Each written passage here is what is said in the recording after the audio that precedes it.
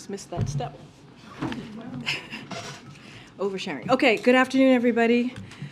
I just have a few things at the top, so once again, please bear with me. President Biden has done more than any prior president to tackle the climate crisis, and today he's making clear that he's not done yet.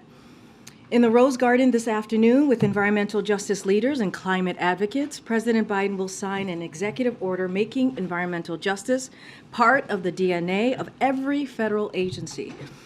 His order will mean cleaner air and water, reduced risk of asthma and cancer, and better access to safe and affordable housing and clean transportation for communities across the country. The president's bold climate and environmental justice agenda could not stand in starker contrast to the dangerous proposals MAGA House Republicans are putting forward. As you can see from the slide behind me, here you go.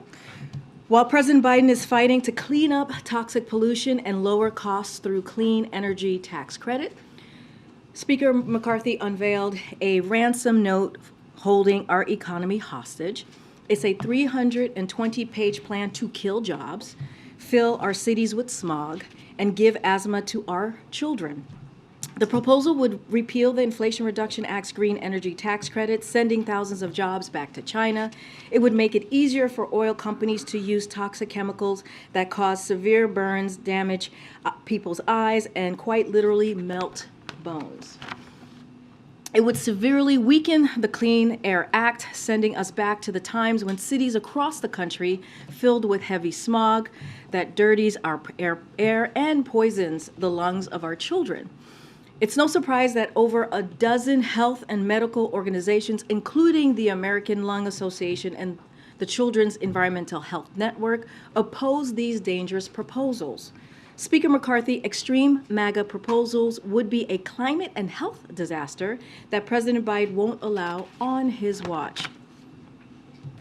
Speaking of, earlier this week, Speaker McCarthy redoubled his threat to default and hold the American economy hostage unless he can slash programs that the American people, including our nation's veterans, rely on every single day. While the president's budget honors our country's sacred obligation for care for America's veterans, their families, caregivers, and survivors, Speaker McCarthy's proposal would cut these critical programs by 22% and threaten critical services for veterans. Today, the Department of Veterans Affairs has put out analysis of the impact Speaker McCarthy's 22% cuts would have on those who have bravely served our nation. The extreme MAGA cuts he has put forward would mean 30 million fewer veteran outpatient visits, meaning veterans who need cancer screenings or mental health services would be unable to get an appointment, eliminate 50,000 veterans housing vouchers, putting veterans at greater risk of homelessness, take away vital food assistance from older veterans, the VA's ability to care for the final resting place of veterans who lost their life serving this country. The Congressional Republican plan is to threaten veterans' health, food, housing, and even grave sites for brinksmanship over the debt ceiling. Speaker McCarthy and House Republicans should take those threats off the table, just as they did 3 times in the last administration. Now, changing gears just a bit, as we move on, I also want to take a moment to wish the millions of Muslim Americans across the country a blessed and happy Eid Mubarak. This is a special day when many gather with family and friends, cherish those special bonds, celebrate a month of charity and spiritual reflection, and rejoice over the morning cup of coffee they longed for the last 30 days. Here in the Biden administration, for the first time ever, we've got over 100 Muslim American appointees joining in the celebration. These are public servants who are tackling the climate crisis, building on the economy from the bottom up and the middle out, protecting health, combating hate in all its forms, restoring our alliances, and so much more. It's a testament to the commitment that the president ran on to unite the nation. An administration that reflects the diversity of this nation, the beauty of this nation is a core part of that, and it helps ensure that our government truly serves all Americans. The President and First Lady look forward to continuing the tradition of hosting the Eid celebration here at the White House on May 1st.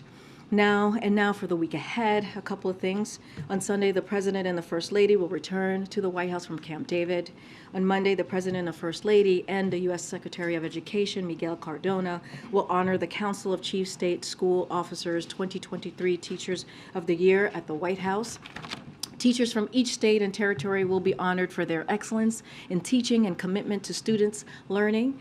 Later, the President will welcome Tennessee State Representative Justin Jones, Justin Pearson, and Gloria Johnson to the White House.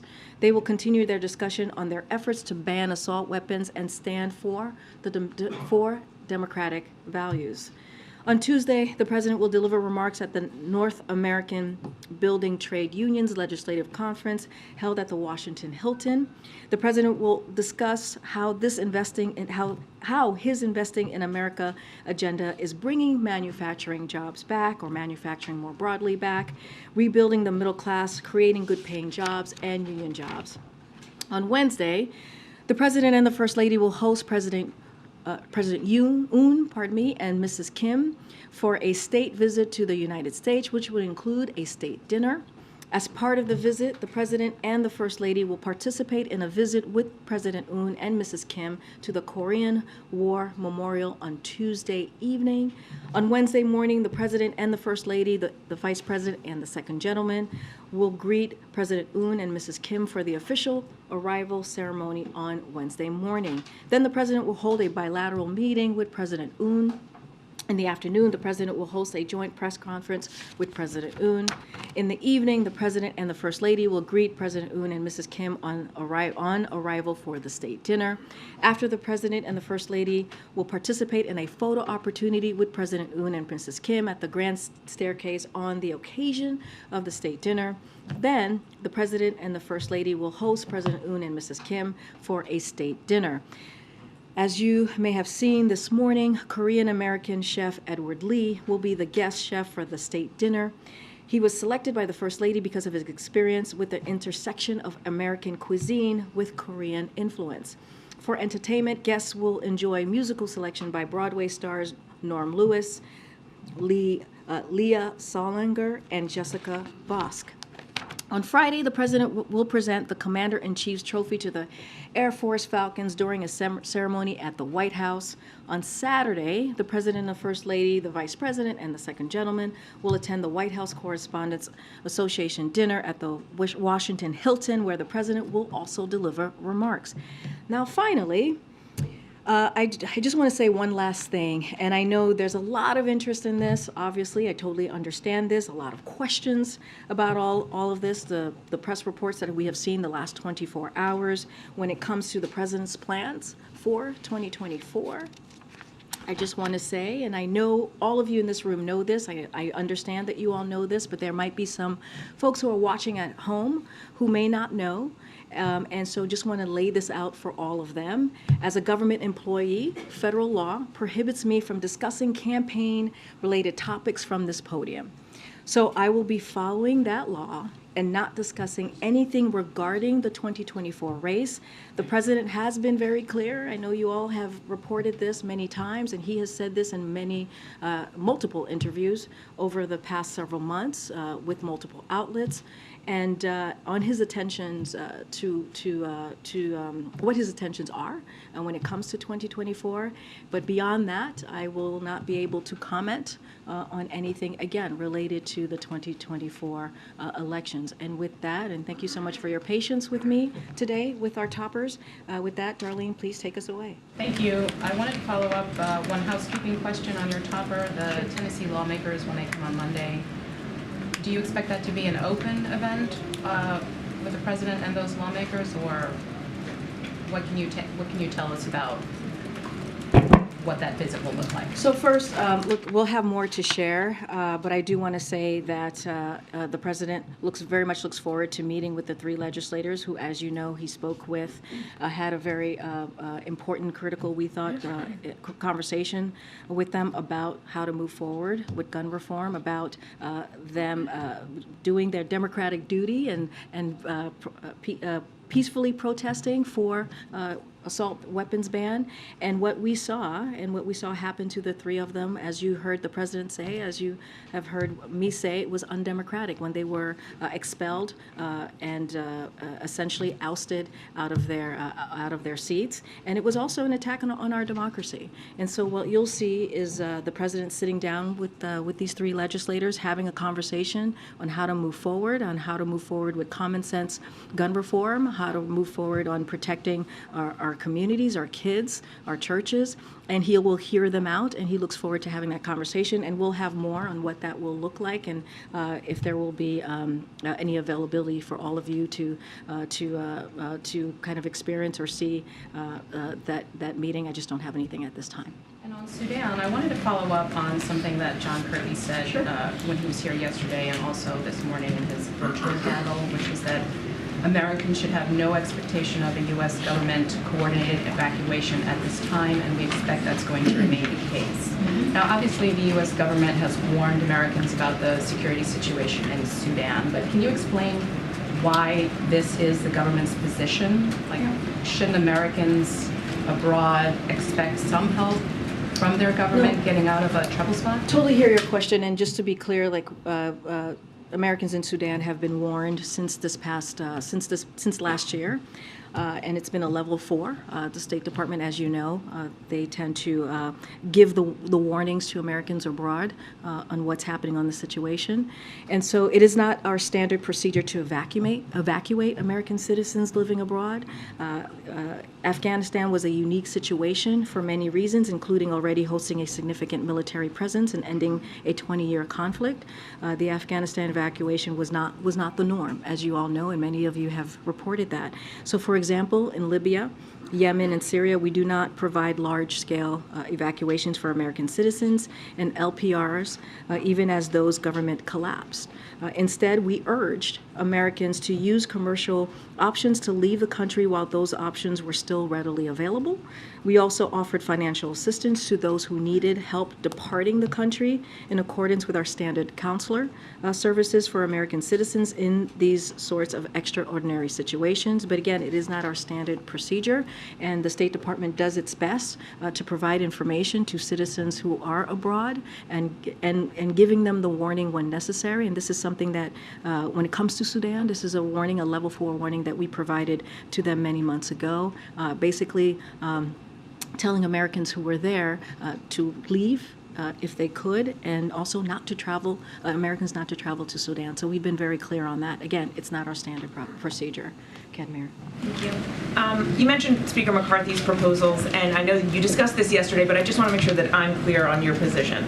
The president is not going to sit down with the speaker until he agrees to a clean plan to raise the debt limit? So we have been very clear that the speaker, without delay, should put forth a clean bill on the floor to avoid default. We have been very clear about that, and that stance continues. We are always happy to have a conversation about the budget. We've been very clear about that, about the spending that they propose. We already have a sense of what they value with their 22% spending cuts. As I mentioned, veterans, when it comes to veterans, education, Meals on Wheels, and a host of extensive other programs that will really hurt Americans. Americans really rely on these programs to make their ends meet.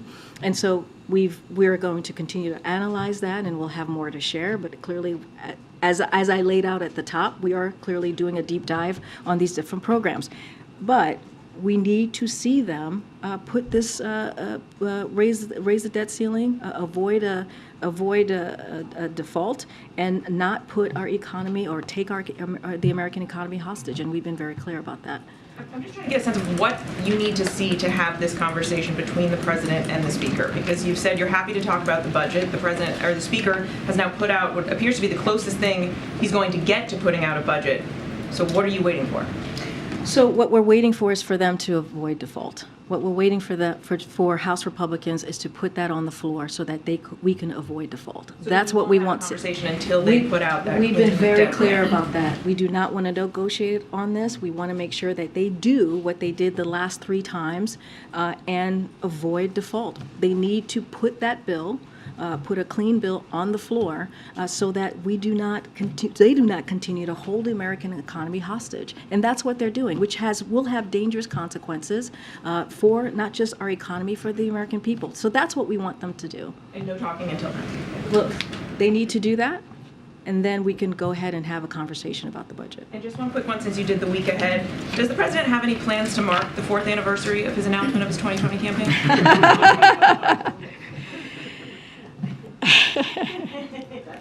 That is very good. I had to try.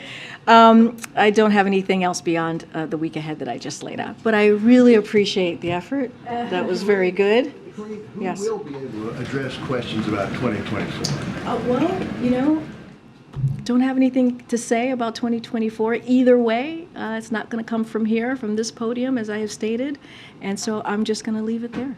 And has the president now ordered the evacuation of American diplomatic personnel from Sudan? What's the status of that? So I know that the Admiral took some questions on this earlier, and so when it comes to the diplomats and the embassy, we have, as you all know, and you've heard me say this, we have no higher priority than the safety of our U.S. government personnel and their families overseas, and we have made very clear to both sides that any attacks, threats, or dangers posed to our diplomats are totally unacceptable. As you heard from the Department of Defense, U.S. Africa Command is monitoring the situation and conducting prudent planning for various contingencies. As part of this planning, the U.S. is deploying additional capabilities to the region for contingency purposes related to securing and potentially facilitating departure of U.S. Embassy personnel from Sudan if circumstances require it. So any other questions, we would refer you to the State Department, but I just laid out what the Department of Defense and U.S. Africa Command is monitoring and putting into place just in case. Okay. I have a question about the actual Hatch Act. In the past, presidents, when they're preparing to run for re-election, have tried to separate their job as president from the job as candidate. For example, they'll commit to only holding political meetings in the residence, only phoning donors from the residence, and in fact, I think there was a special phone line on Air Force One when President Obama was in office to talk to donors. Is President Biden going to take similar steps? I don't have anything to share on anything that's related to 2024. Okay. And at Camp David this weekend, what is the president planning to do while he's up there? Do you have a list of staff? I do that's not have a going? list of staff that's attending. Well, I think usually when he leaves, we put out a little pool note on who's traveling, so you'll have that. You all will have that, so that is a common practice. But I don't have anything specific to lay out when he's at Camp David. You know, that's kind of private time with his family.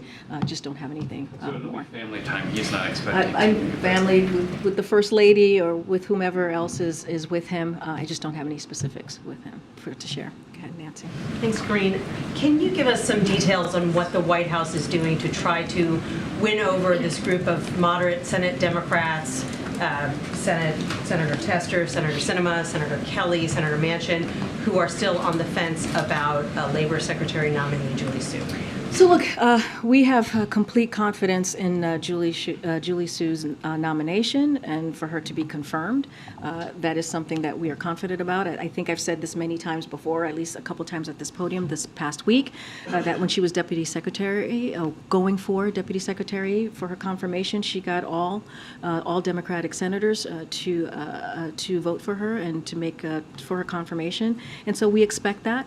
The Office of Leg Affairs and other folks here are in constant communication on all of our nominees on their confirmation process and procedure.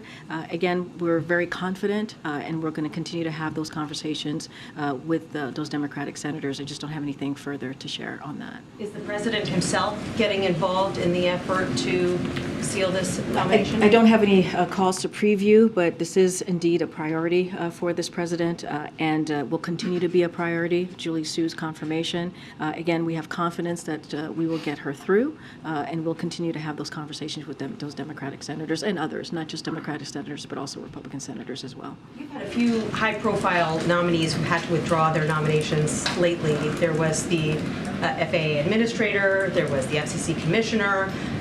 Those nominations held out there for months and months and then had to, basically the White House had to go back to square one. Is the White House doing enough to run these nominations by moderate Senate Democrats ahead of time to make sure that they're on board? We're having regular conversations with Democratic senators and Republicans as well to shore up support for our nominees. That is something that is important. We understand how this process works. If anything, this is a president that understands how the process works in the Senate when it comes to confirmation, when it comes to putting forth your nominees, when it comes to what you need to do to get support, shore up that support for that particular nominee. So that is not unusual. You're speaking about an administration, or you're looking at an administration that is very well versed and experienced in that process. So we'll continue to have those conversations. We've also had a lot of nominees that have made it through, and so look. We're going to be optimistic about this. We're going to continue to do that outreach to senators on the Hill. We think Julie Sue is the right person for this job. As you know, she worked alongside the former Labor Secretary, and they were part of creating record jobs, right? That we've seen in the first 2 years of this administration, more than 2.5 million jobs, and so we are going to do the work to get her through. Okay. Thanks, Karine. New York City Mayor Eric Adams said he was visiting the White House today to meet with White House officials. He's been vocal in wanting more support from the administration on migrants who've been transported to New York City. Do you know if that came up in his meetings or any more details about what he was here for today? So I don't have details on what came up in the meetings. I could tell you that he met with our Chief of Staff, Jeff Zients. He also met with Julie Rodriguez today, and he is going to be having a meeting, if it hasn't occurred yet, with Secretary Yellen this afternoon. And as you know, it coincides with the meeting of mayors here at the White House, followed by a meeting with FEMA administrator. So he is going to be FEMA administrator, Chief of Staff, Julie Rodriguez, Secretary Yellen. So he has a host of meetings with certain members of the president's White House and administration. Just don't have anything further to read out. And I'm sure a range of issues will come up, and he is a partner on many issues that are important to this president. And I have another one that's a bit off the beaten path, but Oh, my it's goodness. on the Washington Commander sale. And then you do have a role here, so let me lay it out. Oh my goodness. The team has long wanted a new stadium at the RFK site, which is on federally owned land, but there's been an obstacle for that to happen because of the scandal-plagued ownership of Daniel Snyder. So now that that is coming to a close, is the White House supportive of transferring that land to the city to open the door for a new stadium? So I would have to take that back to the team. I was not tracking for the use of federal land, so I would have to get back with the team and get an answer to you. All right, thanks. Go ahead, Tam. Yeah, can you say what this environmental justice announcement will mean, if anything, for the people in East Palestine, Ohio? That's a very good question. Look, I think what's important to note about this environmental justice EO is the president's continued support in his climate agenda. His ambitious climate agenda. He has the most ambitious climate agenda than any other president in history. And one way that you can look at this today is that he's continuing to deliver on that ambitious agenda, and he's not done yet, right? This is a continuation of what he's promised the American people. Again, when the president walked into the administration, climate change was one of the crises that he felt that he needed to deal with. So he'll be standing together, as I mentioned, with environmental justice leaders, climate advocates, and community leaders, and he's going to sign a new executive order making environmental justice the mission of every federal agency. When you think about that being the DNA of the administration, I think that's an important piece here. And so, again, this is just delivering again on his on how he sees moving forward with dealing with climate climate change, his promise that he made in 2020, and as he continues to deliver throughout his tenure here. And so that is going to be our focus. He's going to continue to do more work to make sure that we deal with an issue that's incredibly important. Additionally, I think everyone is watching the Supreme Court to see what they do on mifepristone. Is the president also watching, and is there a scenario under which he would make public remarks about the decision? And under what scenario would he? So, look, we are all watching, as all of you. This is an unprecedented time when it comes to mifepristone. As I've mentioned before, it is a drug that's been around for more than 20 years. That's been used in more than 60 countries. It has been approved by the FDA, which is an evidence-based approval, and we should not forget that. Alongside of a wide range of other prescription drugs that FDA has the right to approve. Again, an independent agency. All I can tell you at this time, as we're all waiting, we're all watching, is that we are prepared. We are prepared for whatever announcement comes out of the Supreme Court. And if need be, we are prepared also for a long legal battle. That is our commitment and our promise to the millions of women across the country. The president has been very clear. This administration has been very clear. We are going to continue to fight for women's reproductive rights. Are we likely to see the president speak on this? I just don't have anything to share. We're waiting to see what the announcement's going to be, what the outcome of the Supreme Court decision will be, and so I don't want to get ahead of that. I just don't have anything to share for this weekend. And yeah, go ahead. Thank you, Karine. I'd like to ask you about a report from earlier this week about Canada informing NATO officials that it will never meet the Alliance 2% defense target. Is the president worried for the security in the Arctic in a reality where Canada obviously cannot fill up its obligations? So let me first say that United States and Canada have a close defense partnership. You saw the two leaders together just recently in Canada.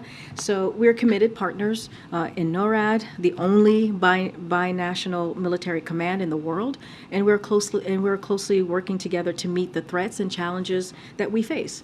And so during that meeting in Canada between the two leaders in Ottawa just last month, both leaders committed to invest in the modernization of NORAD, including enhanced domain awareness in the Arctic to protect our citizens and sovereign territory. The joint statement that was released with Canada during the visit contained a number of specific investments Canada is making in its defense infrastructure. So certainly I would point you to that joint statement. The two leaders also underscored the importance of investment in modern, ready, and capable forces under the 2014 Wales Summit Defense Investment Pledge in the face of global threats. So again, they have a close defense partnership, and they're both committed.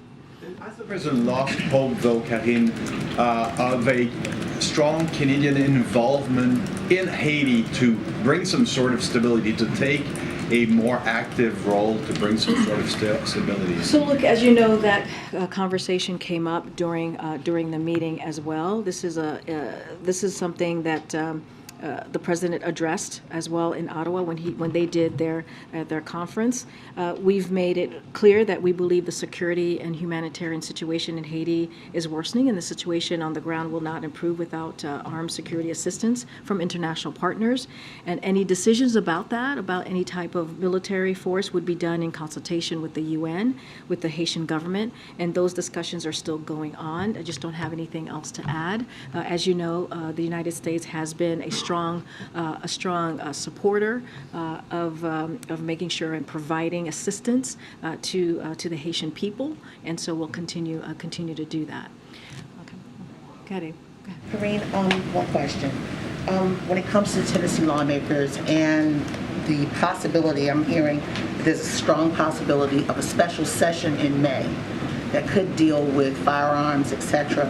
What would be the president's hope if they go back into special session to discuss this very passionate issue, not just in Tennessee, but around the nation? And do you think Tennessee now would possibly lead if they do change? So we've seen, yesterday I laid out a few states, Washington State and Michigan, I believe, if I'm remembering the states correctly, who are leading and making sure that we're moving forward with protecting our communities, protecting our schools, and making sure that we're dealing with this epidemic of gun violence that we're seeing across the country. And they're taking leadership.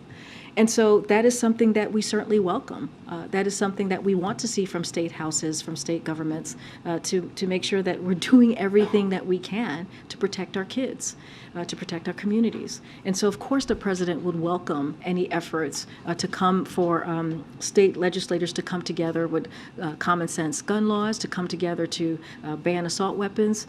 What we have been calling for, so that is something certainly that we're for. What we've been calling for is for Congress, the legislative branch of the federal government, to take action as well, for Republicans to come together with Democrats to take action. And so the president is going to continue to use the bully pulpit to do just that, because we also need to see action from the other side of Pennsylvania Avenue. So that's what we've been calling for in a very consistent way over this past year. And as you're waiting for Congress, Tennessee, the state that has some of the weakest gun laws in the nation, for gun manufacturers in the state, and it's very passionate. Do you believe that if Tennessee does change anything when it comes to guns after Covenant School deadly shooting, do you believe, though, for the states that are holding out, it could make a difference?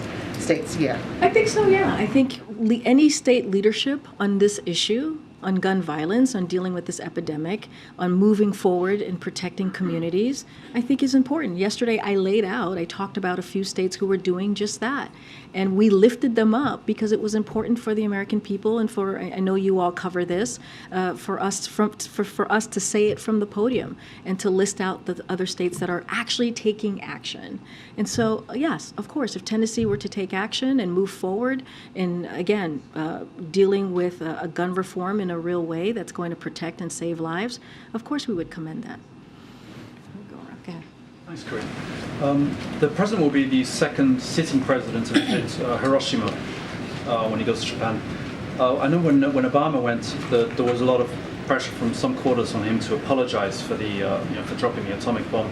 Is that something President Biden's going to talk about when he's there? I'm just not going to get ahead of what we're going to be doing next month. We'll have more to share when we get closer to the dates, but I just don't have anything to share at this time. One other quick one, if I can. It's not a 2024, not a hatchet type question, let's put it that way. That's what you think. I challenge you, I don't think it is. I know, I love how you're setting it up. I'm getting that out of the way first. But Donald Trump is the front runner at the moment, clear front runner of the Republican Party. He wants to be president, and he's the front runner of his party to do so. This is somebody that President Biden has described as, a danger, literally a danger to the country and his movement, an existential threat to democracy, etc. So, candidate or not, is current President Biden, is he following the words and actions of Donald Trump on a fairly regular basis, considering he's a danger in his view? So, look, appreciate the question, Sebastian. As you just laid out yourself, he is a candidate for 2024, and you're specifically talking about a result or what could potentially happen in that race, and I'm just not going to speak to it. What I can speak to is how the president is focusing on the American people and delivering for the American people. Here's what we know to be a threat. What we know to be a threat is the MAGA wing of the Republican Party and Speaker McCarthy, who are put forward a plan, a blueprint that's holding the American economy hostage. That's a threat. That's a threat to our economy. That's a threat to Americans across the country. We think about the 22% spending cut that they put forward. That's a threat to veterans. That's a threat to our education. And that's a threat to the American people who need these different programs to make ends meet. And so that's what we're going to focus on right now. Feel free to ask me a million questions about that, and I'll do my best to answer them. And so the president, when he makes his decision, he'll make his decision. It will not come from here. I will not be talking about 2024. I made that very clear as a government official. It's not something that I can do from here. But I'm happy to talk about how we're delivering here at the White House for the American people. Oh boy. Okay. All right, Michael. Why have you been willing to talk about President Trump before, And were you in violation of the Hatch Act when you Absolutely did so? not, because we're talking about what the president has done in the administration. No, I know, I'm answering your question, because I'm saying the President Trump, we were talking about what he did in the last administration. We were talking about policies that were harmful in the past administration. No, he asked me, does the president still believe that Donald Trump is a threat if he wins, right? Because he's a candidate. That's something different. No, he didn't ask that. Can I just say what I said? I was asking, is President Biden, does he follow the words and actions of this person, Donald Trump? As a candidate, right? As a candidate. So yes, I'm saying I'm not talking about 2024. I'm not talking about what I have talked about. Donald Trump has been a candidate for re-election or for election or however you want to call it. I understand for that. a year, and you've talked about him a lot. Yes, and about what he's done a lot, so as I talked about his policies when he was president. That's what I have talked about. That's what I've talked about. We've talked about immigration, his immigration policies, right? We've talked about how he separated babies from their parents. We've talked about that, and how those policies were incredibly dangerous when he was president. That's what I have talked about. I've not talked about him as a candidate, and I'm not going to do that from here. I'm just not. I'm not going to talk about the polling. I'm not going to talk about what 2024 is going to look like. I'm not going to talk about that from here. Okay. Go ahead. Thanks, Karine. There was news this morning from Bloomberg that the G7 countries, including the U.S., are considering a near total ban on exports to Russia. I'm just wondering if you could talk a little bit about that idea, whether it's one that the administration is embracing, pushing, or So we're committed to holding Russia accountable. That's something that we're committed to doing here, and in coordination with our G7 partners, have put in place the largest set of sanctions and export control actions ever imposed on a major economy. These actions have had a significant impact, undercutting Russia's ability to find and fight its unjust war. Don't have any new measures to announce today at this time, but you can see from many of our G7 statements that we are committed to continuing to hold Russia accountable and supporting Ukraine as long as it takes, and that's going to continue to be our commitment. Go ahead, Michael. Thanks, Karine. Yesterday, Secretary Mayorkas said that the administration next week will announce a new border security policy in anticipation of a surge in migrants in May. So I'm wondering what you can tell us about that, what we can expect, and specifically, does the administration plan to resume the detention of parents and children who cross the border together as a family? So the State Department and the Department of Homeland Security will have more to share on this soon. So don't have timing on that or detail to provide at this time. As you know, earlier this year, back in January, the Department of Homeland Security did put forth what their continuing implementation plan was going to be, and they announced it again earlier this year. And the way that we see it is the plan is working. We see the data of making sure unlawful immigration goes down, and again, we've seen that in the numbers. But as far as any plans, future plans, that should be out soon.